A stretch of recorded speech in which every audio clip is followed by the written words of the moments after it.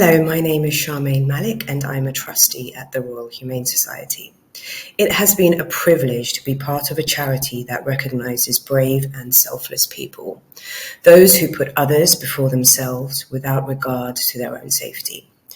The Society was founded in 1774, and to celebrate our 250th anniversary, we're reading stories of bravery from our archives. Today, I'm going to read you a story from 1778. So, to set the wider context, this was the year that Captain James Cook became the first European to land on the Hawaiian Islands. It's also the year that Oxford University published a book on surgical procedures by an Arab physician, al-Zahrawi, known in the West as al-Bukasis. His book, Al-Tasrif, became an essential component of the medical curriculum in the Western world. So, let us begin. Copy of a letter from Mr. Millward. On Sunday night, July 5th, 1778, at about 10:30, I was called to the assistance of Peter Lucas, aged 18, apprentice to Mr. Hicks in White Lion Street, Norton Folgate, who was brought home upon boards to all appearance dead from a stroke of lightning. Upon entering the room and examining the body, I found him both stiff and cold, not perceiving the least warmth in any part of the body or extremities. His fingers and toes were contracted, his eyes sunk, and his countenance livid. I immediately, with assistance, stripped off his wet clothes, and with all possible expedition, placed him between blankets made very hot. The assistants used strong friction over the whole body.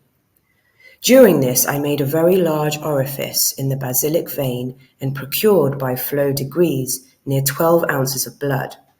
Volatile and cardiac medicine were forced into the mouth, but for a considerable time to no effect, he being totally incapable of swallowing.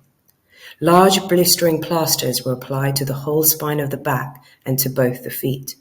In half an hour, I procured about 8 ounces more blood, and by the repeated use of volatiles, together with the strongest frictions the whole time, at about 11:30, I perceived a very slight convulsive motion of the diaphragm or hiccough, which would succeed some little time after by slight warmth and irregular pulsation of the heart, and soon after by a very slow interrupted respiration. Before 12, I perceived he began to swallow, and by steadily using the friction and volatiles for an hour longer, a regular pulsation ensued. The lungs performed their office, and a gradual heat and recovery of every faculty succeeded. About 1 he spoke, though not articulately. In the morning he was in a considerable fever, in great measure accounted for by the stimulus of the blisters and the medicines applied the preceding night, but by the use of antiphlogistic regimen, together with occasional laxative, he was restored the enjoyment of perfect health in the course of a week. Upon the strictest examination of the body when first brought home, no external injury appeared, except a bruise along the right arm, which I presume he received either from the first fall or at the time of being placed on the board for conveyance, either, I think, sufficiently accounting for such appearance. Upon being questioned as to what had happened, he knew nothing, but from the testimony of his companion, who was not in the least affected. It appears that they had both been at Islington and were on their return caught in the storm near the turnpike at the London Apprentice Hoxton, at which time the above Peter Lucas was struck down at the other's feet. It further appears from the best calculation that before he, James Jacks, could procure assistance to have him conveyed home and make application to me, an hour at least must have elapsed, during all which time he was in very heavy rain. Thank you for listening to this story, which is just one of thousands. By bringing these acts of bravery to the public, it is my profound belief that a single act of humanity can become both an example and an inspiration for all of us.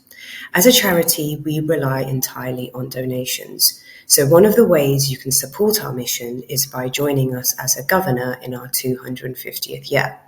Please visit our website to find out more, and we look forward to hearing from you soon. Thank you.